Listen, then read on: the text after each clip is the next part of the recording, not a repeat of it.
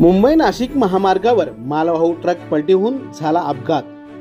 मुंबई नाशिक महामार्गावरून जात असलेल्या मालवाहू ट्रकचा टायर फुटल्याने चालकाचे गाडीवरील नियंत्रण सुटल्याने बेळोली फाट्याजवळ ट्रक पलटी होऊन झाला अपघात। या अपघातात गाडीतील काही जण जखमी झाले असून स्थानिकांच्या मदतीने जखमींना उपचारासाठी रुग्णालयात दाखल करण्यात आले। सदर गाडीत कॅटरसचे सामान व काही माणसे होती।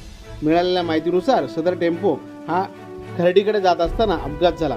घटनास्थळी पोलीस दाखल होऊन मदत कार्य करण्यात आले। अपघातात गाडीचे फार मोठ्या प्रमाणात नुकसान झाले। मुंबई नाशिक महामार्गावर अपघातांची मालिका सुरूच आहे।